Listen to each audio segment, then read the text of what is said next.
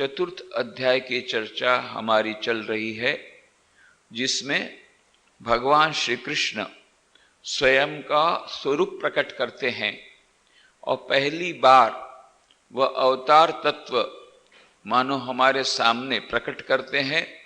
ये मानो अवतार योग, एक नया योग श्रीमद् भगवद गीता के माध्यम से हमारे समक्ष आता है। इसके पूर्व उपनिषदों में निर्गुण निराकार ब्रह्म की चर्चा अवश्य है, सगुण साकार की भी है, पर अधिकांश पुराणों को छोड़कर के श्रुति में हमें उस प्रकार की चर्चा, विशेष करके अवतार की चर्चा नहीं मिलती। पुराणों में तो अवश्य मिलती है, परंतु उपनिषदों में वह नहीं मिलती। पर यहां पर जो उपनिषदों का सार स्वरूप जो श्रीमद् भगवद गीता है, इसमें भगवान श्री कृष्ण अपना सच्चा स्वरूप प्रकट कर देते हैं। अर्जुन के समक्ष कहते हैं कि यह योग विद्या अत्यंत प्राचीन है और मेरे कई जन्म हो गए। यदा यदा हि धर्मस्य ग्लानिर्भवति भारत अभ्युत्थानम धर्मस्य तदात्मानं सृजाम्यहम् परित्राणाय साधूनां विनाशाय च दुष्कृतां धर्म संस्थापनार्थाय संभवामि युगे युगे। इन दो श्लोकों की विस्तृत चर्चा हम लोग कर रहे हैं, क्योंकि यह मानो अवतार योग को जानने की कुंजी है। इसको यदि हम बुद्धि से भी भली भांति समझ लें तो बाद में उसे हृदयगम करना सरल होगा। और बाद में जो श्लोक आता है इसके बाद में, जिसमें कहा गया कि जो मुझे तत्व से जानता है वह मुक्ति को प्राप्त हो जाता है, इस प्रकार की जो बात श्रीमद् भगवद गीता में कही गई, तो जन्म कर्म च मे दिव्यम एवं यो वेत्ति तत्वतः त्यक्त्वा देहम पुनर्जन्म नेति मामेति सोऽर्जुन। तो यदि परंतु यह तत्व से जानना, उस दिव्य अवतार को तत्व से जानना, यह अत्यंत कठिन है और साधना सापेक्ष है, केवल बुद्धि सापेक्ष नहीं है।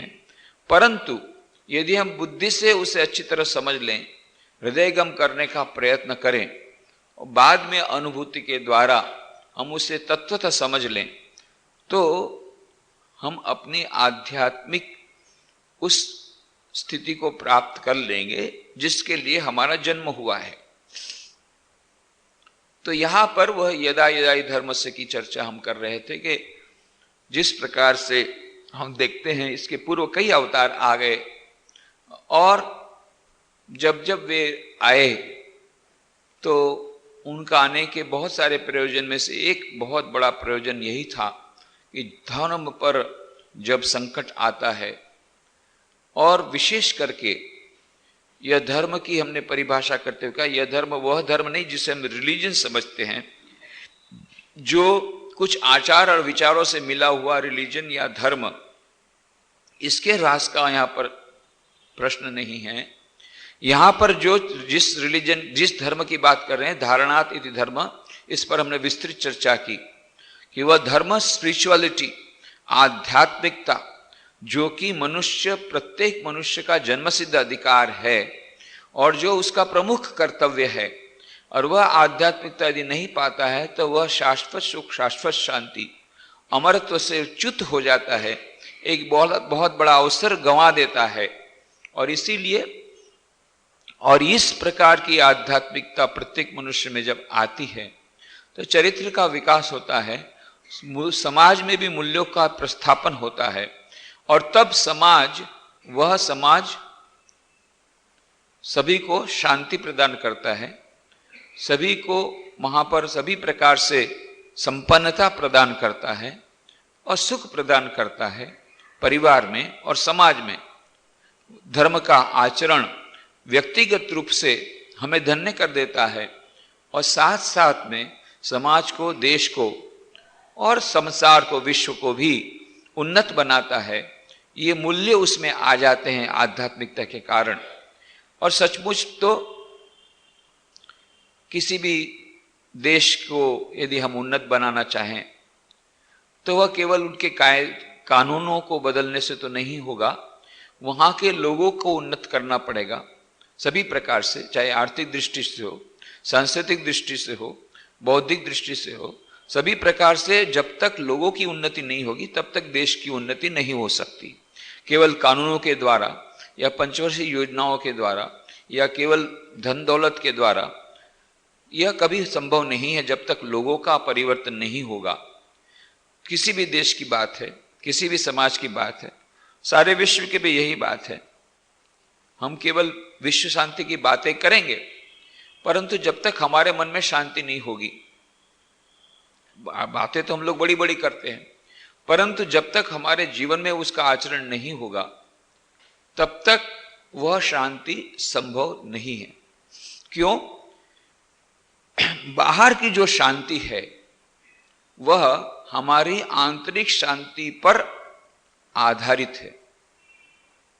जब विश्व शांति के लिए चर्चाएं चल रही थी द्वितीय महायुद्ध के बाद यूनेस्को में, तब डॉक्टर जोशिया ओल्डफील्ड नाम के बहुत बड़े विचारक हुए और उन्होंने बहुत सुंदर बातें रखी। कहते हैं, more wars are caused by bad tempered people seeking to measure peace measures, seeking to discuss peace measures rather than by good-tempered people seeking to discuss war measures.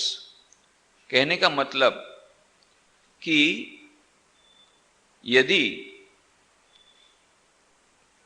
अच्छे स्वभाव वाले, खराब स्वभाव वाले व्यक्ति शांति की मंत्राणे करते हैं, उससे जो विश्व शांति आएगी उससे अधिक जल्दी से आएगी विश्व शांति यदि अच्छे स्वभाव वाले युद्ध की बातें करते हों। स्वभाव ही असल है। कौन शांति की बातें कर रहा है? मन में तो बहुत बड़ा वह क्रोध समाया हुआ है और बाहर से हम बातें करते हैं कि हमको विश्व शांति चाहिए, उसके द्वारा विश्व शांति नहीं आएगी। परंतु जो अच्छे लोग हैं वे यदि युद्ध की भी बातें करेंगे तो युद्ध कम होगा, परंतु खराब स्वभाव वाले व्यक्ति शांति मंत्रणा में भी एक दूसरे से झगड़ते हैं। आए हैं एक दूसरे से शांति की बातें करने के लिए, पर उसी में उनका स्वभाव इतना खराब है कि एक दूसरे पर मारने को उतारू हो जाते हैं और आए हैं शांति का स्थापना। तो अशांति की बातें करने वाले स्वभाव में अच्छे होंगे तो उतनी अशांति नहीं होगी जितनी शांति की बातें करने वाले खराब स्वभाव वाले आएंगे तब अशांति होगी या युद्ध होगा। इसीलिए यूनेस्को के प्रीएम्बल में लिख दिया, since wars begin in the minds of people, it is in the minds of people that the defense measures should be first created. जो बाहर का युद्ध है वह पहले मनुष्य के मन में उत्पन्न होता है। किसी मनुष्य के मन में आया, एक व्यक्ति के मन में कि नहीं ये पास वाले पड़ोसी देश के संपत्ति को हड़पना है, ये पहले उसके मन में आया। उसके बाद में धीरे धीरे उसने बातें फैलाई, फिर बाद में योजना बनाई, पर ये आया उसके मन में। Wars begins in the minds of the people. चाहे वो परिवार का युद्ध हो, चाहे समाज का युद्ध हो, देश का युद्ध हो, विश्व का युद्ध हो, सभी जगह पर युद्ध पहले मैदान में खेला नहीं जाता, पहले मन में आता है। दुर्योधन के मन में यह बुद्धि आई कि इनको यदि 5 गांव भी दे दिए तो ये लोग इतने नीति वाले हैं कि धीरे धीरे जनता सब इनके साथी हो जाएगी। ये 5 गांव वाले बोलेंगे कि अरे हम लोग इतने सुखी हैं, तो यह समाचार सब जगह फैलेगा, तो सब जितने मेरे गांव वाले वहां जाके रहना शुरू करेंगे और वो गांव फिर हस्तिनापुर जितना बड़ा हो जाएगा। वो तो जानता था कि मैं कैसा माल हूं, वो तो जानता था कि बाद में कुछ समय के बाद तो फिर मैं का वही आज दशा होगी। ये लोग को कुछ नहीं दिया, फिर भी हस्तिनापुर को इतना सुंदर बना दिया, पूरी की पूरी एक पूरा नगर ही इन्होंने बसा दिया। इनके पास ये जब तक जिंदे रहेंगे तब तक ये समस्या बनी रहेगी। इसलिए सर्वश्रेष्ठ उपाय है इनको मार डालो। न रहेगा बांस न बजेगी बांसुरी। ये योजना के साथ वो श्री कृष्ण भगवान को बोलता है, 5 गांव की बात कर रहे हैं, सुई की नोक के बराबर जमीन देने को मैं तैयार नहीं हूं, मेरा एकमात्र अभी ध्येय है कैसे भी करके युद्ध करना। उसने ठान लिया है युद्ध करना। उसके मन में पहले युद्ध आया, फिर उसने अपने सब जितने उसके मित्रों को कहा, उनके सब साथीदारों को, सबने कहा हाँ हम तुम्हारे साथ हैं, चलाओ लगाओ। इन लोगों को मिलता है वह, क्योंकि उनको मिलने वाला था उसमें से सब। और इस प्रकार से हमेशा ये पहले से ही रहा है, हमेशा जो कौरव हैं वो 100 रहते हैं, पांडव केवल 5 रहते हैं। समाज में भी पांडव जैसे अच्छे आदमी बहुत कम है, माइनॉरिटी में, और कौरव ज्यादा है। और जो कौरव हैं और जो बुरे लोग हैं उनमें यूनिटी बहुत अच्छी हो जाती है। और अच्छे लोग हैं वो ऐसा अहंकार होता है उनको अपने अच्छे होने का, कभी 2 अच्छे आदमी एक साथ मिलकर नहीं चल सकते। 2, बाकी पूरा परिवार तो बहुत बड़ी बात है, परिवार के सभी लोग अलग अलग रहे, यदि अच्छे लोग रहे बुरे रहे तो यूनाइटेड बहुत जल्दी हो जाता है। गुंडाओं का जब युद्ध बनता है, गैंग, उसमें गैंग वार भले दूसरे गैंग से होते हों, पर वो जो गैंग के भीतर वाले उनमें कोई झगड़ा नहीं था, बिल्कुल परसेंटेज है, इसके में से इतना पैसा उसको मिलेगा, उतना उसे मिलेगा, पूरा बंटवारा होता है। उस समय उनका कोई झगड़ा नहीं। क्यों? ये उनकी एक बहुत बड़ा गुण है उनमें कि वे सेक्रीफाइस की भावना उनमें है कि नहीं ठीक है, हमारा भाई वो भी डाकू मैं भी डाकू, दोनों एक दूसरे से मिलजुल कर रहेंगे, तो यूनिटी रहती है। जो बुरे लोग रहते हैं वो जल्दी से आ जाते हैं। हमारे मन में भी जो बुरे गुण हैं वो उनमें यूनिटी रहती है। एक अच्छा गुण यदि आ गया तो दूसरा गुण बोलता है मैं विदाई लेता हूं, वो अच्छे गुण नहीं रह सकते। जहां नम्रता आई तो कॉन्फिडेंस चला गया, आत्मविश्वास, जहां आत्मविश्वास आया नम्रता चली गई, तो एक के बाद उसके बाद अहंकारी बन जाता है मनुष्य। एक गुण आता है तो दूसरे चले जाते हैं, और दुर्गुण एक आता है तो अपने साथ एक साथ 100-200 दुर्गुणों को एक साथ बुलाता है, एक साथ 100-200 एक साथ दुर्गुण आ जाते हैं। इनमें बहुत यूनिटी रहती है। तो एक आदमी को पूछा गया कि भाई ये तो इनको बुलाया तो है पर जरा ध्यान रखना। क्यों? नहीं, वो थोड़ा सा ये है कि कभी कभी वो इधर उधर अनाप शनाप बकते हैं। हमेशा अनाप शनाप बकते नहीं, कभी कभी, ज्यादा नहीं बकते हैं। वो जब थोड़ा ज्यादा हो जाता है ना शराब का डोज, तभी बकते हैं, ज्यादा नहीं बकते। हमेशा शराब पीते क्या ना? हमेशा शराब नहीं पीते हैं, वो जब खराब जगह जाते हैं तभी पीते हैं। तो कब जाते हैं? वो रोज जाते हैं? नहीं, ऐसा नहीं है। जब जिस दिन वो रिश्वत लेते हैं टेबल से, उसी से दिन वो जाते हैं। ऐसा करके देखा एक भी दुर्गुण बाकी नहीं है। कभी कभी थोड़ा थोड़ा, एक भी दुर्गुण बाकी नहीं। एक दुर्गुण लाओ तो सब एक साथ आते हैं। तो यह मानो अधर्म अपने आप बढ़ता है, और इस प्रकार से यह धर्म जब बहुत बढ़ जाता है तो बैलेंसिंग करने के लिए ईश्वर अवतार लेते हैं। तो हमने कहा था इस समय कि इस प्रकार की परिस्थिति महाभारत कालीन समय में इतनी अधिक हो गई, भगवान को अवतार लेना पड़ा श्री कृष्ण के रूप में। उसी प्रकार से राम अवतार हुआ, ऐसे बहुत सारे अवतार हुए और उन्होंने आकर के पृथ्वी का भार हल्का किया।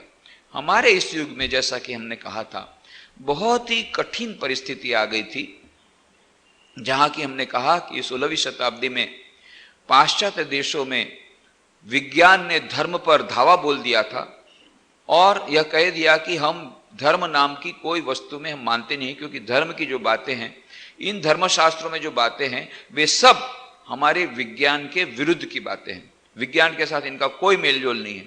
न तो वो चंद्रमा है जिस प्रकार का, चंद्रमा पर तो हमने खुद दूरबीन से देखा, वो तो एक चट्टान वाला प्रदेश है, कोई चंद्रमा की जैसी बात वहां पर आपके धर्मशास्त्र में का वैसी नहीं है। और यह जो आपके धर्मशास्त्रों में कहा गया है कि पृथ्वी के चारों ओर सूर्य घूमता है, बिल्कुल गलत बात है। और पृथ्वी चौकोन नहीं है जैसी कि हमको दिखती है, पृथ्वी गोल है और सूर्य के चारों ओर पृथ्वी घूमती है। और ये तारे हैं, ये जितने ये सब गैलेक्सीज हैं, ये सब बातें जब साइंस ने कही तो धर्मशास्त्र वाले जो धर्म के ज्ञाता थे वे बहुत नाराज हो जाते हैं, तो धर्म और विज्ञान के बीच में ठन जाती है।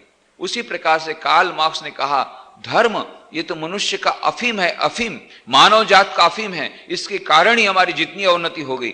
अभी हमको तो चाहिए, हमको रोटी चाहिए, और ये धर्मवेत्ता हमको इस प्रकार से पूजा पाठ में लगा रहे हैं, इस धर्म को नेस्त नाबूद करना पड़ेगा। ये मार्क्सिस्ट आए, साइंटिस्ट आए, विज्ञान वाले आए, सभी ने धर्म पर धावा बोल दिया। पाश्चात्य देशों में धर्म नाम की वस्तु मानो बिल्कुल नहीं रही, और जो जो धर्म थे वे धर्मावलंबी भी, जो धर्म के धर्म गुरु थे, जो धर्म के ठेकेदार थे, वे भी अपने अपने धर्म का पालन नहीं करते थे, तो बाकी लोगों की तो सवाल ही नहीं है। क्रिश्चियनिटी, ईसा मसीह का इतना महान वह संदेश था कि ऐसे ईसा मसीह को जिनको शूली पर चढ़ाया गया, तब भी उन्होंने मरते समय यही कहा, oh lord please forgive them for they know not what they are doing. हे यीशु, हे प्रभु, तू उनको माफ कर दे जो मुझे इस प्रकार से दुख दे रहे हैं। क्यों? वो जानते नहीं कि वो क्या कर रहे हैं, उनको माफ कर देना। और वही ईसा मसीह के जितने फॉलोअर्स, ईसा मसीह के नाम पर खून की नदियां, करोड़ों लाखों लोगों के कत्लेआम, कितने देशों पर आक्रमण, यही क्रिश्चियन अपने आप को बाइबल के नाम पर शपथ लेकर के कहते हैं कि हम इस देश को खत्म करके रहेंगे। मैं आप लोगों को वचन देता हूं कि इन सब देशों को खत्म करके रहेंगे। और हिटलर तो उनके लिए, हिटलर के जमाने में हिटलर तो बहुत बड़ा उनको सम्मान दिया जाता था। क्यों? उसने सभी यहूदियों का, सारे पृथ्वी पर से यहूदियों का संपूर्ण विनाश करने का उन्होंने कहा कि मैं ईश्वर का दूत हूं, ईश्वर की प्रेरणा से कर रहा हूं। और इस प्रकार से ईश्वर की प्रेरणा से लाखों यहूदियों को मौत के घाट उतार दिया। इतना बड़ा नरसंहार क्यों? धर्म के नाम पर। और उसी प्रकार से इस्लाम धर्म ने कहा, इस्लाम धर्म में इतनी बड़ी महान बातें थी, उसको भूल गए वहां के धर्मगुरु। एक ही बात याद रखी, वो भी काफिर शब्द याद रखा, और याद रखा जिहाद, ये दोनों शब्द उसमें हैं पर उसका अलग अर्थ दिया गया, वो भूल गए, सच्चे मुस्लिम नहीं रहे। और फिर जा करके सभी देशों में जा करके लूट फाट करना और वहां के देशों को पर आक्रमण करना, और सभी लोगों, सभी जितने मंदिरों पर आक्रमण करना, उनकी मूर्तियों को खंडित करना और खून की नदियां बहाना, तलवार के नाम, तलवार की धार पर, नोक पर सबको मुस्लिम बनाना, या तो मुस्लिम बनो या मौत के घाट उतर जाओगे। क्यों? यही हमारे खुदा का एकमात्र वह अंजाम है, हमारे खुदा की यही इच्छा है। क्यों?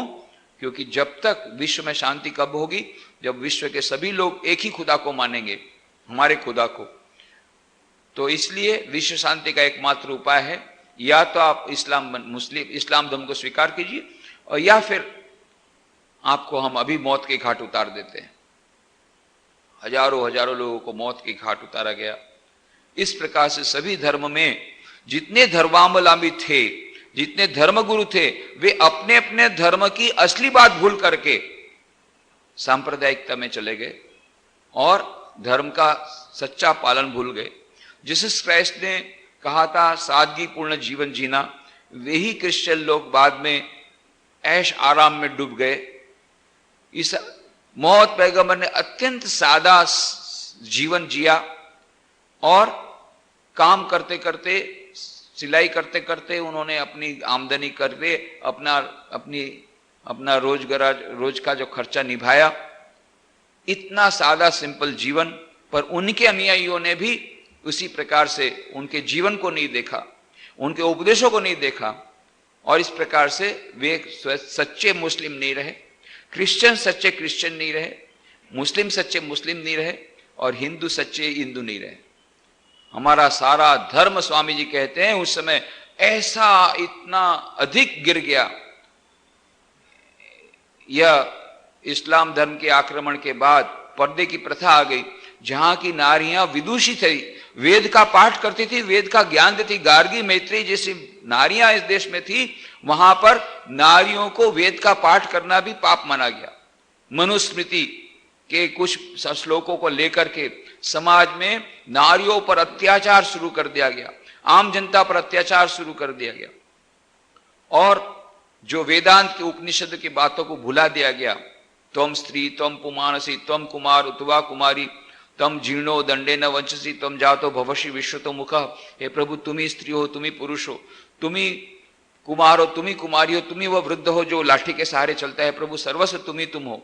यह तो हमने मुंह से कहा, और आचरण में दुर्म अवसर रे चांडाल, चांडाल तेरी दूर यहां से हट जा, तेरी परछाई मुझ पर नहीं जानी पड़नी चाहिए, नहीं तो मुझे स्नान करना पड़ेगा।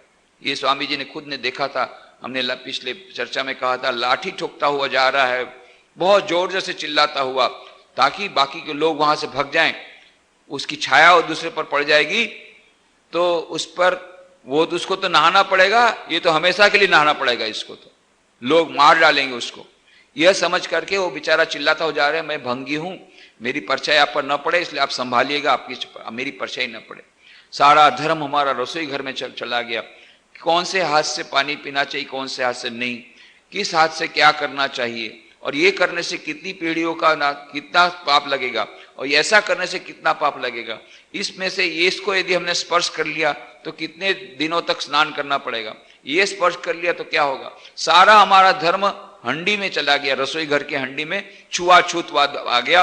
किसको छूने से कितना स्नान करना पड़ेगा, कहां पर स्नान करना पड़ेगा, कितनी देर तक स्नान करना पड़ेगा, इसी में सारे शास्त्रार्थ चलते रहे पंडितों के। और जितने हमारे कुविचार कुरिवाज ये सब आ गए, पूजा बाहर की पूजा मात्र ढकोसला बन गई, भावना नहीं रही। और जो पुजारी थे, हिंदू धर्म के जो ठेकेदार पुजारी जो पंडित थे, इनके अत्याचार इतने सारे बढ़ गए, और इन लोगों ने अपने स्वार्थ के लिए लोगों को सच्चे धर्म की शिक्षा ही नहीं दी, और इस प्रकार के रिवाज पढ़ाते रहे। बोले देखो इस प्रकार से करोगे तो ये मिलेगा, ये यहां पर इतना चढ़ाओ तो बच्चा जन्म होगा। इस प्रकार से अंधविश्वास और बहुत प्रकार की कुरीति रिवाज ये हिंदू धर्म में आ गए, और हिंदू धर्म अत्यंत निर्बल हो गया इस प्रकार के इस्लाम धर्म के आक्रमण के कारण, और उसी प्रकार से यहाँ के पंडितों के अत्याचारों से, उच्च वर्ण का निम्न वर्ण के ऊपर के अत्याचारों से, नारी जाति पर अत्याचार से हिंदू धर्म खोखला हो गया। और उसी समय एक बहुत बड़ा आक्रमण हुआ ईसाई धर्म का, जहां पर ईसाई धर्म ने आकर के कहा तुम लोग ये गरीब हो, इसका एकमात्र कारण है तुम लोग अपने धर्म को मानते हो, अपना धर्म तिलांजलि दे दो और हमारा धर्म स्वीकार करो। देखो हमारे ईसा मसीह को मानो तो देखो हम लोग कितने पैसे वाले हैं, हम लोग कितने सभी सारे विश्व पर हम राज्य करते हैं, इसलिए तुम अपना धर्म बदलो। और यह मानो हिंदू धर्म के लोगों ने धर्म बदलना शुरू कर दिया, कन्वर्शन हो गया। माइकल मधुसूदन जैसे बड़े बड़े लोग, इतने महान कवि, इतने महान विचारक, ये भी कन्वर्ट हो गए। उस समय रेनेसा हिंदू धर्म को बचाने के लिए, वैदिक धर्म को बचाने के लिए कुछ इने गिने लोग आए, बुद्धिजीवी, पर इन्होंने कहा, राजा राम मोहन राय से लेकर के बाद में ब्राह्मण समाज के जो विचारक, इन्होंने एक छोटा सा उस वर्ग को, हिंदू धर्म के एक वर्ग को बचाने के लिए कहा नहीं नहीं नहीं, हमें ईसाई बनने की आवश्यकता नहीं है, पर ईसा मसीह का महान जीवन है, ईसा मसीह, क्रिश्चियनिटी से हम अच्छी अच्छी बातें ग्रहण करेंगे। हम ईसाई तो नहीं बनेंगे, पर ईसाई धर्म में बहुत अच्छी अच्छी बातें महान, उनको हम स्वीकार करेंगे। और हमारे धर्म में अधिकांश बातें एकदम बेकार है, ये मूर्ति पूजा करते इसलिए हम लोग पिछड़ गए, मूर्ति पूजा और ये जो आचरण है सब छोड़ दो। हाँ, वेदों की जो ऋचा है वो ठीक है, वेदों की ऋचा का हम लोग गान करेंगे। तो ब्राह्मण समाज में उस प्रकार से वेदों की ऋचाओं का ज्ञान, वैदिक थोड़ा सा पुनर्जागरण की बात हुई, परंतु 99% लोग जो हिंदू धर्म मानते थे उन लोगों के प्रति ये ब्राह्मण समाज के लोग भी घृणा करने लगे। एक नया वर्ग जो स्थापित हुआ हिंदू धर्म के बचाने के लिए, वह भी हिंदू धर्म के लोगों के अनुयायियों को बहुत घृणा करने लग गया। अरे तुम लोग अभी तक मूर्ति पूजा करते हो, पत्थर की पूजा, इस पत्थर की पूजा करने के कारण हमको 1000 साल की गुलामी भोगनी पड़ी और फिर से तुम पत्थर की पूजा करते हो। और कोई भी ब्राह्मण समाज का सदस्य बनना चाहे तो मुझे डिक्लेरेशन देना पड़ता था कि मैं किसी पत्थर की मूर्ति के सामने सिर नहीं झुकाऊंगा। ऐसी भयानक स्थिति आ गई कि जहां हिंदू अपने आप को बहुत कमजोर मानने लगे और ये मानने लगे कि हमको अब जीने का अधिकार नहीं है, या हमें ईसाई बन जाना चाहिए, या हमें इस्लाम धर्म ग्रहण करना चाहिए। पर हिंदू धर्म हमारा जो धर्म है उसको पालन करने के कारण ही हमारी ऐसी दुर्दशा हुई है।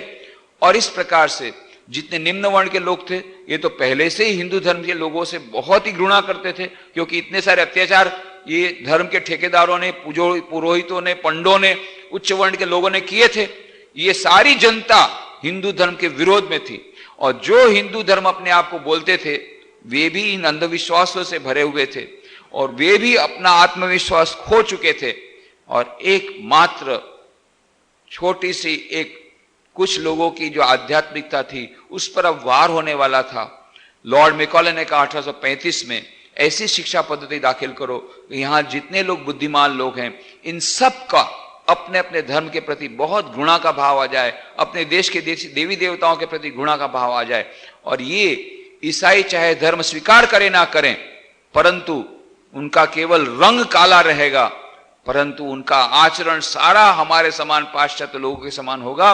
पाश्चात्य संस्कृति के वे उपासक बन जाएंगे, पाश्चात्य संस्कृति के अंधे अनुकरण में वे लोग लीन हो जाएंगे और अपने अपने देवी देवताओं को गाली देना शुरू कर देंगे। ऐसी शिक्षा पद्धति मुझे चाहिए। और ब्रिटिश गवर्नमेंट ने 1835 में उस पर मुहर लगाई और 1836 में लॉर्ड मैकॉले ने वह शिक्षा पद्धति दाखिल की। 3 साल में इतना अच्छा रिजल्ट मिला। और यदि भारत की, और यह तय किया गया भारत में आध्यात्मिकता नाम की, हिंदू धर्म के नाम की वस्तु नहीं रहेगी, वैदिक धर्म के नाम की वस्तु फिर नहीं रहेगी, और तब सारे विश्व में ईसाई धर्म का आधिपत्य होगा और तब जाकर के हम ब्रिटिश लोग भारत पर पूर्णतः हम राज्य कर पाएंगे। इस प्रकार की वह योजना थी। और यदि यह सचमुच में सफल हो जाती, सफल होना शुरू हो गया था। 1839 में उसको इतना अच्छा रिजल्ट मिला कि लॉर्ड मैकॉले ने पिताजी को कहा, पिताजी मैं क्या कहूं, इतना सुंदर मुझे इसका फल मिल रहा है। No Hindu has received English education ever remains attached to his religion. कोई भी हिंदू ऐसा नहीं जिसने हमारी शिक्षा पद्धति में दाखिल हुआ हो, अपने धर्म को घृणा करना शुरू नहीं किया हो। ये अपने धर्म को घृणा करना उसने शुरू कर दिया है। और तब जाकर के ऐसा संकट आया भारत की वैदिक धर्म पर, उस वैदिक संस्कृति पर, उस वैदिक आचरण पर। और यदि भारत में से आध्यात्मिकता जाती, सारे विश्व की आध्यात्मिक चली जाती, क्योंकि सारे विश्व को आध्यात्मिक ज्ञान देने का एक प्रमुख कर्तव्य भारत का था। हजारों वर्षों से वह रहा था और वह अब नेस्त नाबूद होने वाला था। इधर पाश्चात्य जड़वादी सभ्यता के कारण लोग लालच में पड़ गए थे, धर्म लोलुप हो गए थे, अत्यंत भोगवादी हो गए थे, ऐसे भोगवादी हो गए थे। और इस प्रकार से उपभोक्तावाद का उस पर वार होना शुरू हो गया था, जो आज चरम सीमा पर है। लोग मानने शुरू कर दिए थे कि जीवन में मात्र पैसे के अलावा दूसरी कोई भी वस्तु ग्रहणीय नहीं है। जीवन में एकमात्र रुपया ही और पैसा ही हमारे जीवन का एकमात्र उद्देश्य है और मात्र ये भोगवाद यही एकमात्र है। इस प्रकार से लोग मानने लगे थे पाश्चात्य जड़वादी सभ्यता के कारण। और एरिक फ्रॉम ने कहा उस समय, टू हैव और टू बी पुस्तक में लिखा उन्होंने उस समय के जमाने में, आज से 100 साल पहले, कि मनुष्य मानो पदार्थ बन गया। Man has become a commodity, he thinks himself like a commodity and sells himself like a commodity. वो अपने आप को एक भौतिक पदार्थ, एक पदार्थ मानता है और पदार्थ के समान अपने को बिक्री भी करता है, मानो एक माल हो। और आज माल बिकता भी है, दूल्हे बिकते हैं उत्तर प्रदेश में, बिहार में, यहां भी बिकते हैं, परंतु उतने बाहर से ऐसा नहीं बोलते कि हम लोग दहेज वगैरह नहीं लेते, पर वहां तो दहेज लेते ही हैं। और यदि कोई आईएएस ऑफिसर हो तो 1 करोड़ रुपया दहेज मिलता है। अच्छे दहेज, अच्छे दूल्हे हैं तो ज्यादा कीमत पर बिकते हैं और कम पढ़े लिखे हैं तो कम कीमत पर बिकते हैं, पर बिकते हैं सब दूल्हे, मनुष्य बिकते हैं। Man has become a commodity, he thinks himself like a commodity, sells himself like a commodity। अपने आप को बेचते हैं दूल्हे। इस प्रकार से यह भोगवाद आ गया और दूसरा, जैसा कि हमने पिछले समय कहा था, संशय राक्षस का बहुत बड़ा आक्रमण हुआ। क्यों? सभी लोग, आधुनिक विज्ञान के सभी लोग मानने लगे कि धर्म नाम की वस्तु नहीं, ईश्वर नाम की वस्तु नहीं, लेट अस से गुड बाय टू गॉड। ये भगवान कभी थे नहीं, वो तो सबसे बड़ी कल्पना थी, और ऐसी कल्पना की कोई आवश्यकता नहीं है। वी को अभी रखना छोड़ दो। ये विज्ञान के लोग इतने आगे बढ़ गए, और इस प्रकार से विज्ञान का धर्म पर आक्रमण हुआ। धर्म के लोगों को ने ही धर्म पर आक्रमण किया, और धर्म और धर्म के बीच की टकराहट शुरू हो गई। सभी धर्म बोलते थे हमारा धर्म महान है, हमारा धर्म स्वीकार कर लो, तुम्हारा धर्म बिल्कुल ठीक नहीं है, तुम अपने धर्म का आचरण करोगे तो जहन्नुम में जाओगे, हमारे धर्म का आचरण कर दोगे तो तुम स्वर्ग में जाओगे, इसलिए जल्दी से हमारा धर्म स्वीकार करो, नहीं मानोगे तो तलवार मार करके तलवार से तुमको मार डालेंगे। इस प्रकार से धर्म के बीच के झगड़े और खून की नदियां शुरू हो गई। धर्म के बीच की टकराहट, धर्म और अधर्म के बीच की टकराहट तो पहले से ही थी। जो गुड फोर्सेस थे, जो अच्छे लोग थे, उन पर ये बुरे लोग हावी होने लग गए, और उधर जड़वादी सभ्यता का आक्रमण हुआ, उधर संशय रूपी राक्षस आ गया कि जिसमें कि लोग संशय से ग्रस्त हो गए, क्या सचमुच में ईश्वर है? नहीं, ये सब खोखली बातें हैं। इस प्रकार से एक भयंकर आक्रमण चारों ओर से जब होने लग गया, और सारे विश्व में से आध्यात्मिकता का मानो लेश मात्र रहेगा नहीं, इस प्रकार का भयंकर संकट जब आया, तब ईश्वर ने सोचा, मैंने श्री कृष्ण भगवान के रूप में गीता में यह वचन दिया था, जब जब धर्म की ग्लानि होगी, अधर्म पर अधर्म हावी हो जाएगा, तब तब धर्म की पुनः स्थापना के लिए, सज्जनों की रक्षा के लिए, दुर्जनों के विनाश के लिए मुझे बारंबार आना पड़ेगा। मैंने कहा था समय आ गया है, और ठीक वे आए। पर इस बार उन्होंने सोचा ये बहुत बड़ी चैलेंज है, ये संकट इतना अधिक है, इसमें इतनी अधिक लीला करनी पड़ेगी, वह लीला एकमात्र व्यक्ति के द्वारा संभव नहीं होगी। इसलिए उसने अपने आप को 3 भागों में विभक्त किया। उन्होंने एक भाग को तो भेजा बाद में मानो शिव जी का स्वरूप के रूप में, बनारस में से मानो एक तेज की रेखा आई कलकत्ता तक और सिमुलिया स्ट्रीट में समा गई, और वह विश्वनाथ का जो मंदिर था उसी का एक भाग है वीरेश्वर शिव, और वह विश्वनाथ की जो मानो एक ज्योति विश्वनाथ शिवलिंग से बनारस से, वाराणसी से प्रारंभ हुई, कलकत्ता में आकर के सिमुलिया स्ट्रीट में विश्वनाथ दत्त के घर में गई, और वहां पर भुवनेश्वरी देवी ने, जिन्होंने अपनी मौसी को कहा था वहां पर वीरेश्वर शिव जी की पूजा करने के लिए, ताकि उन्हें एक संतान हो, एक लड़का हो, पुत्र हो, पुत्रियां थी पर पुत्र एक भी नहीं था, पुत्र का जन्म हो, इसके लिए उसने विशेष पूजा करवाई थी वीरेश्वर शिव जी के पास। और उन्हें सपने में मानो शिव जी दर्शन देते हैं कि मानो शिव जी स्वयं पधार रहे हैं, ऐसा दर्शन होता है। और वो आकर के 12 जनवरी 1863 को आते हैं। वो मानो शिव जी का एक अंश ईश्वर ने रामकृष्ण के रूप में आए, जैसा पिछले समय हमने कहा खुदीराम चट्टोपाध्याय के, उन्होंने कंप्यूटर में फिट किया कि अब जन्म जो लेना पड़ेगा तो कहाँ जन्म लेना पड़ेगा, और फिर जन्म लेना पड़ेगा कैपिटल में। कैपिटल उस समय कलकत्ता था कैपिटल, सारे भारत की राजधानी दिल्ली नहीं था, ब्रिटिश राज का जो कैपिटल था वो कलकत्ता था। कैपिटल में यदि एक मार मारी जाए, बाकी सब जगह 100 मार के बराबर है, एक ही मार 100 मार के बराबर काम करेगा। कैपिटल से ही सब शुरू हुआ था। गवर्नर जनरल वहीं थे, लॉर्ड मेकाले वहीं बैठे थे, जो असली राक्षस था लॉर्ड मेकाले वो तो वहीं बैठा था कलकत्ता में, तो कलकत्ता में ही तो लेना आवश्यक था। पर उन्होंने सोचा इस बार मुझे गरीबों का उद्धार करना पड़ेगा, निम्न वर्ण के लोगों का उद्धार भी करना पड़ेगा, और ब्राह्मणों को सच्चा ब्राह्मण धर्म पढ़ाना पड़ेगा। तो ब्राह्मण कुल में जन्म लेकर के निम्न वर्ण के लोगों को करना है, इसलिए ब्राह्मण कुल में जन्म लूंगा, पर गरीब ब्राह्मण के घर में गरीबों का कल्याण करना है। तो गरीब ब्राह्मण का जन्म लेना है, तो गांव के लोगों, क्योंकि ज्यादा लोग गांव में रहते हैं, तो गांव में जन्म लेना है, तो फिर कलकत्ता के पास में गांव होना चाहिए। तो अब कलकत्ता से आसपास लगाया, कंप्यूटर में फीड किया कि नजदीक में कौन सा ऐसा गांव है जहां ऐसा कोई ब्राह्मण हो अत्यंत निष्ठावान, सत्यवान, क्योंकि सत्य में जो फिर से इस बार सत्य कलयुग की तपस्या है, राम के रूप में जब आया था तब मैंने कहा था कि रघुकुल रीत सदा चली आई, प्राण जाए और वचन न जाई। अब फिर से ये लोग असत्य इतना बोलते हैं, दिन में कम से कम 1000 बार झूठ बोलते प्रत्येक व्यक्ति, इतना असत्य बोलने लगे। अब उनको यदि सच बोलना हो तो विचारना पड़ता, सच बोलूं या झूठ।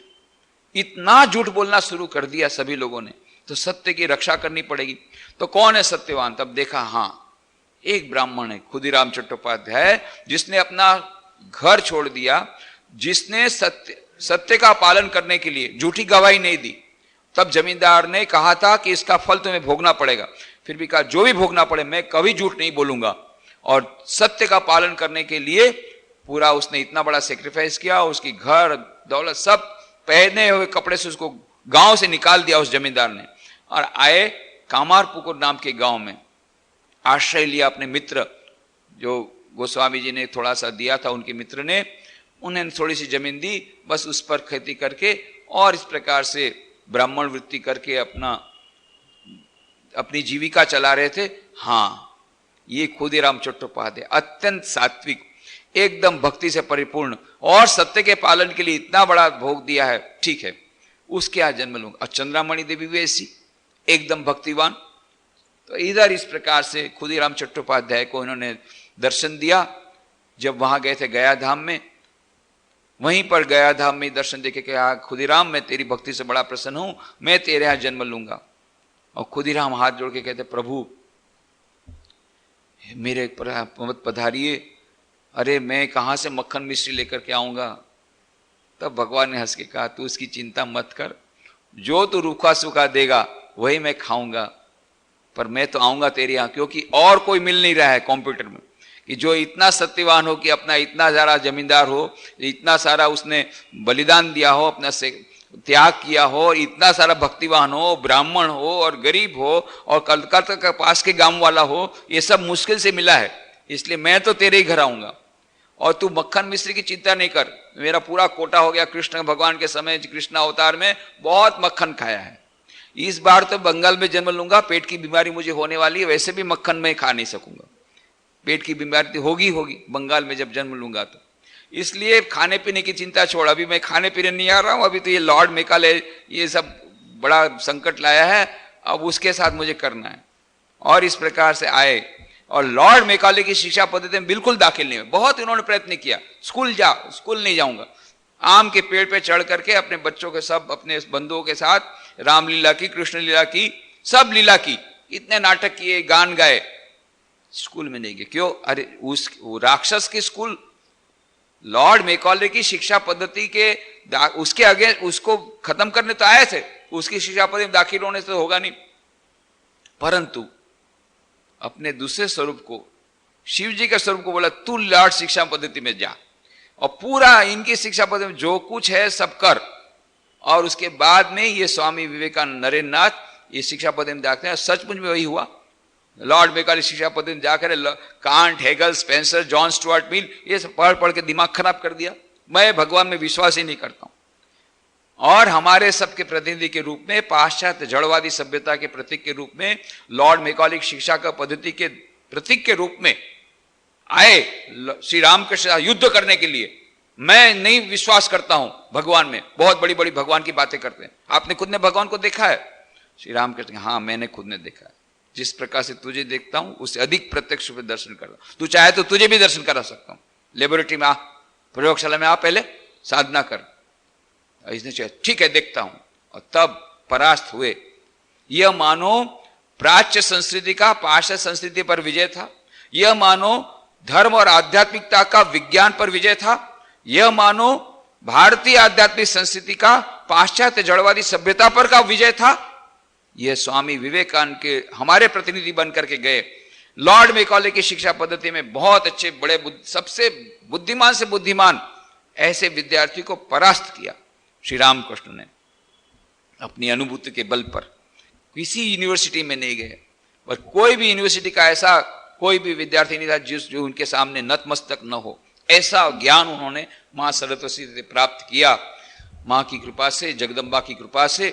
और यह मानो, और फिर तीसरा एक और इस बार नारी जागरण करने की बहुत आवश्यकता थी। नारियों पर बहुत अत्याचार हो रहे थे और इस प्रकार से नारी जागरण करने की बड़ी आवश्यकता थी। तो इसलिए उन्होंने कहा था कि जब राम के रूप में मैं आया था, सीता ने कुछ नहीं किया। कृष्ण भगवान के रूप में आए तब भी राधा ने कुछ नहीं। इस बार तुम्हें रोल करना पड़ेगा, अत्यंत महत्व का रोल करना है। भगवान ने लक्ष्मी जी से कहा कि बहुत बड़ा रोल करना है। तब लक्ष्मी जी का इतना सारा, बोले हाँ, मेरे जाने के बाद 34 वर्षों तक लीला करनी पड़ेगी, धराधाम में रह करके बहुत सारा विश्व कल्याण का काम करना पड़ेगा। और पाठ पूरा दे दिया। बोले पाठ तैयार करने में मुझे 20 साल लगेंगे। ठीक है, 20 साल बाद तुम आना। कई लोग बोलते अरे ये रामकृष्ण देव अच्छा भगवान के रूप में आए तो आए, जो कुछ भी किया, पर थोड़ा सा तो उनको ख्याल रखना चाहिए। खुद 24 साल के और 6 साल की लड़की साथ विवाह कर रहे हैं। ये क्या बाल विवाह को बढ़ावा देने के लिए आए थे क्या? नहीं, यह एक दिव्य योजना थी। ऐसी योजना थी कि मां शारदा को उस समय 34 वर्षों तक और रहना था और ईश्वर के मातृत्व का प्रचार प्रसार करना था। इस दिव्य पूर्व योजना के अनुसार और इस बार तो पति पत्नी के रूप में कहां रहे श्री रामकृष्ण। एक कोई भी महान से महान सन्यासी से बढ़कर के सन्यासी, मां शारदा कोई भी सन्यासी से बढ़कर के सन्यासी नहीं, परंतु आदर्श गृहस्थ का और आदर्श सन्यासी का दोनों रूप एक साथ बताना था। सन्यासी को बताना था आदर्श सन्यासी कैसा हो सकता है, और गृहस्थ को बताना था आदर्श गृहस्थ क्या हो सकता है। 2 in 1। श्री रामकृष्ण मां शारदा देवी दोनों ने आदर्श गृहस्थ और आदर्श सन्यास का दोनों का वह मानो जीवन का आदर्श प्रस्तुत कर दिया अपने जीवन के द्वारा। ये अद्भुत लीला उन्होंने की और इस प्रकार से ये सभी राक्षसों का वध किया। पाश्चात्य जड़वादी सभ्यता रूपी राक्षस, जब सब लोग कहते थे बिना पैसे के एक पैर भी आगे नहीं हो सकते, जब तक पैसा नहीं आएगा जीवन में सुख नहीं आएगा। श्री राम के ऐसी बात है, ठीक है, टाका माटी माटी टाका, ले जा रहा गंगा में, रोज जाकर के टाका माटी माटी टाका, पैसा मिट्टी मिट्टी पैसा, पैसा मिट्टी से ज्यादा जाके फेंका। फेंकते फेंकते ऐसी स्थिति आ गई कि कोई उनको, पैसा तो खुद रखते ही नहीं थे, पैसे का स्पर्श नहीं कर सकते, रुपये का स्पर्श नहीं कर सकते थे, अरे धातु का स्पर्श नहीं कर सकते थे, मानो बिच्छू का डंक लग जाता है, हाथ टेढ़े हो जाते थे। ये बात जब स्वामी विवेकानंद ने सुनी तो बहुत उनको खराब लगा था और फिर उन्होंने उनको टेस्टिंग किया, कसौटी की। और जब स्वामी श्री रामकृष्ण जब पंचवटी गए थे, उनके कमरे में जाकर के उनकी चटाई के नीचे वो रुपया रख दिया और जब वापस आए रामकृष्ण बैठे तो मानो बिच्छू का डंक। सब लोगों ने देखा क्या है, नहीं है, फिर बैठे, फिर बिच्छू का डंक, और फिर जब निकाला तो खनन करके रुपया निकला। सब सोचे अरे इसके रुपया किसने रखा। देखा नरेंद्र नाथ स्वामी जी विवेकानंद कोने में खड़े हैं, मुंह नीचा किए। रामकृष्ण ने सब जगह देखा, अरे बेटा बहुत अच्छा किया, बहुत अच्छा किया। गुरु को अच्छी तरह देखना, उसकी परीक्षा करना, फिर गुरु को स्वीकार करना। बारंबार स्वामी विवेकानंद ने परीक्षा की। अंत में भी हमने पिछली बार कहा था, जो राम थे, जो कृष्ण थे, वे ही रामकृष्ण के रूप में आए इस युग में। पर तेरे वेदांत के मत से नहीं, ये बातें 16 अगस्त 1886 को श्री रामकृष्ण महासमाधि ली, उसके 2 दिन पूर्व स्वामी विवेकानंद को यह मानो प्रकट कर दिया अपना सच्चा स्वरूप। तो इस बार जड़वादिता सभ्यता रूपी राक्षस, संशय राक्षस और यह धर्मांधता रूपी राक्षस, सांप्रदायिकता रूपी राक्षस, ये कितने प्रकार के राक्षस थे। ये सब राक्षसों का वध करना आवश्यक था, धर्म की पुनः प्रतिष्ठा करनी थी। इस बार हमारे युग में श्री रामकृष्ण आए, मां शारदा देवी स्वामी विवेकानंद को साथ में लाए और तीनों ने मिलकर के ऐसी लीला की, इस प्रकार से धर्म की किस प्रकार से पुनः स्थापना की। चारों ओर एक जागृति आ गई, एक नई लहर आ गई। जिस दिन स्वामी विवेकानंद ने 11 सितंबर 1893 को शिकागो विश्व धर्म सभा में भाषण दिया, संक्षिप्त भाषण, सारे विश्व में तहलका मच गया। अरे हम सोचते थे भारत एकदम गिरा हुआ देश है, वहां भारतीय संस्कृति नाम की कोई वस्तु नहीं है, वहां धर्म नाम की कोई वस्तु नहीं है। हमको क्रिश्चियन मिशन बताते थे, अरे इनका धर्म तो इतना महान है कि हमारे यहां से मिशनरी को वहां भेजना चाहिए। न्यूयॉर्क हेरोल्ड जैसे समाचार पत्रों ने इस प्रकार की रिपोर्ट दिए, सारा पूरा विश्व का इतिहास पलट गया। सारे विश्व के लोग भारत की संस्कृति और आध्यात्म के प्रति आदर की दृष्टि से देखने लग गए। पुनः प्रतिष्ठा की, जिस धर्म को लोग इस प्रकार से अत्यंत पिछड़ा हुआ मानते थे, उसका पुनरुद्धार किया। और स्वामी विवेकानंद ने फिर भारत में आकर के सच्चा धर्म क्या है बताया, भारतवासियों को जगाया, उठो जागो, नींद से जागो, ये तमोगुण, तुम सोचते हो तुम सात्विक हो, नहीं नहीं, ये घोर तमोगुण है। पहले रजोगुणी बनो, पहले कम से कम कुछ काम करो, अरे कम से कम तो झूठ बोलो, चोरी करो पर कुछ करो, बाद में सच बोलना, पर कुछ तो करो, पड़े हो एकदम अलाल के समान। तमोगुण में जो डूबा हुआ था देश, उसको पहले रजोगुण बोले, रजोगुण बना। अभी तो रजोगुण बहुत आ गया है, अभी पूरा आ गया, सबको कैरियर डेवलप करना है, सबको आगे बढ़ना है, दिन रात परिश्रम करते हैं, ये कोर्स वो कोर्स, स्टूडेंट्स ले लेकर के बिजनेसमैन और ब्रांच खोलना है, ये करना है, सभी लोग में रजोगुण आ गया, इतना अच्छा है। पर स्वामी जी कहते थे रजोगुण के बाद और सत्वगुण है, उसको भी चाहिए हमें, ये नेक्स्ट स्टेप है। पर पहले रजोगुण तो आ गया, कम से कम इतना अधिक है, इतना तो हो गया। स्वामी विवेकानंद जो चाहते थे वो आ गया हमारे देश में, रजोगुण पहले लाओ। जब तक रजोगुण नहीं आएगा सत्वगुण, अभी तुम लोग सोच रहे मैं सत्वगुणी हूं, बिल्कुल नहीं हो, तुम लोग तमोगुणी हो, तुम लोग कोई खराब काम करने के लायक भी नहीं हो, अच्छा काम तो करने की बात बाद में है, उठ भी नहीं सकते, पड़े हुए आलसे के समान। इसीलिए उठो जागो, उठो जागो, एक ही मंत्र बोलते गए, उठो जागो, पहले तो जागो। सचमुच में निद्रा में थे, सचमुच में निद्रा में थे, भौतिक रूप से भी निद्रा में थे, तमोगुण में थे, और अज्ञान की निद्रा में भी सोए थे, और आत्मविश्वास की निद्रा, आत्मविश्वास के अभाव की निद्रा में भी सोए थे। सभी प्रकार से स्वामी जी ने आकर के जगाया, पुनर्जागृति आई, और इस प्रकार से ईश्वर ने हाँ रामकृष्ण के रूप में आकर क्या किया, पिछले 2000 साल से भारत के लोग जितनी साधना करते आ रहे थे, सभी साधनाएं केवल 12 साल में समाप्त कर दी अपने जीवन में, क्योंकि जब तक आचरण नहीं करेंगे लोग उनको मानेंगे नहीं। इसीलिए गांधी जी ने कहा, स्वामी श्री रामकृष्ण की कहानी जो उनकी जीवनी है उस पर प्रस्तावना में कहा कि श्री रामकृष्ण के जीवन की कथा ये मानो जीते जागते धर्म की कथा है। इनकी बात को पढ़ने के बाद हमारी अनास्था पूरी चली जाती है, धर्म में जो अनास्था थी पूरी चली जाती है, संशय चला जाता है, संशय का राक्षस का वध हो जाता है, हमारे भीतर का कोई संशय नहीं रहता। प्रत्येक पल पल पर वचनामृता पढ़िए, प्रत्येक पल प्रत्येक पेज में ईश्वर ईश्वर ईश्वर ईश्वर, ईश्वर में ही मग्न है। ईश्वर उनके लिए सबसे बड़ी सत्ता है, सबसे सत्य सत्या है, सत्ता है। हमारे लिए वो ब्रह्म सत्य जगत मिथ्या उन लोग के लिए, और हमारे लिए ब्रह्म मिथ्या जगत सत्य। पर श्री रामकृष्ण के पढ़ने के बाद वो धारणा दूर हो जाती है। इस प्रकार से गांधी जी ने भी कहा, रोमा रोला ने कहा श्री रामकृष्ण देव के बारे में, he was the consummation of 2000 years of spiritual life of 300 million people. 30 crore जो भारतीय, उस समय की जनसंख्या 30 करोड़ थी जब रोमा रोला ने यह लिखा, 30 करोड़ भारत के लोगों के 2000 सालों की तपस्या और साधना का परिपूर्ण फल था श्री रामकृष्ण। ये साधना, 2000 साल की साधना का फल, श्री रामकृष्ण का अद्भुत जीवन।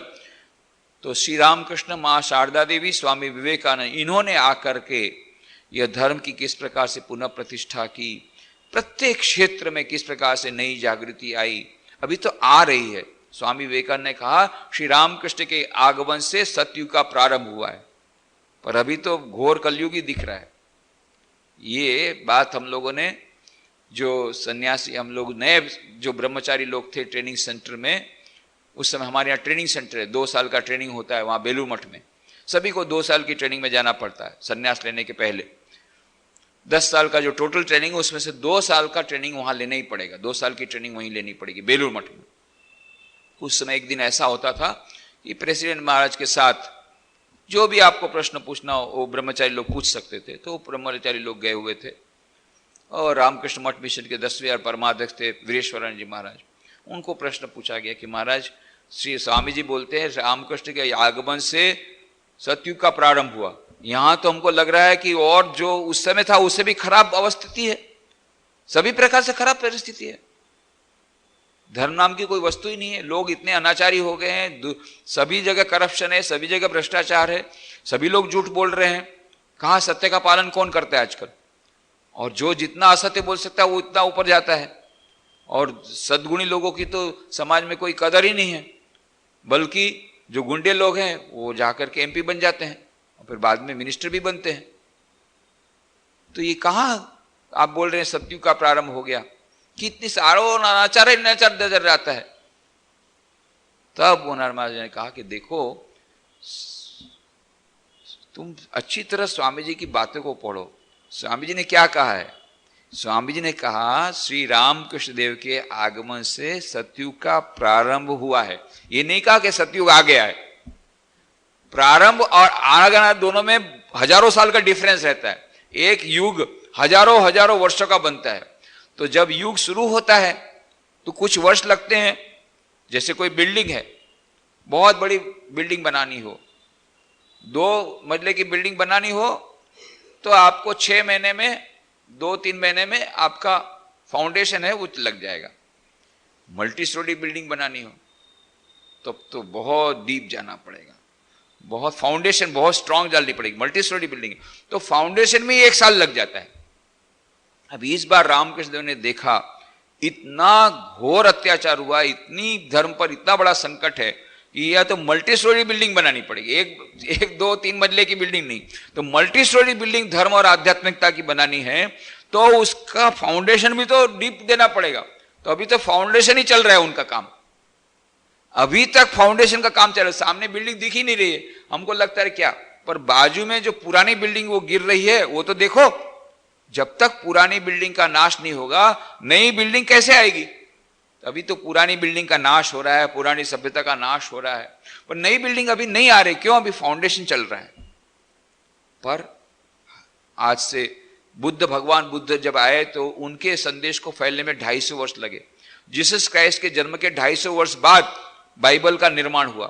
पर श्री रामकृष्ण के तो तिरोधान के 16 अगस्त 1886 के 1 साल के बाद ही उनकी पुस्तकें प्रकाशित होने लग गई। प्रोफेसर मैक्स मूलर जैसे महान विद्वान ने वहां विदेश में से रामकृष्ण का जीवन निकाला और सारे विश्व में अभी रामकृष्ण देव का धीरे धीरे भाव फैल रहा है और सारे विश्व में ये क्रांति के जो विचार हैं वो फैल रहे हैं। बल्कि इस बार तो बहुत जल्दी शुरू हो गया फाउंडेशन का काम, पर अभी है फाउंडेशन, बाहर बिल्डिंग अभी आई नहीं है, इसलिए हमको दिखता नहीं है कि कैसे सतयुग आ गया। सतयुग नहीं आया, सतयुग का प्रारंभ हुआ है, फाउंडेशन तो अभी चल रहा है।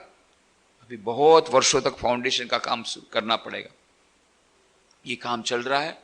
उन्होंने मशीन भी शुरू कर दिया, रामकृष्ण मशीन मिशन नाम का मशीन।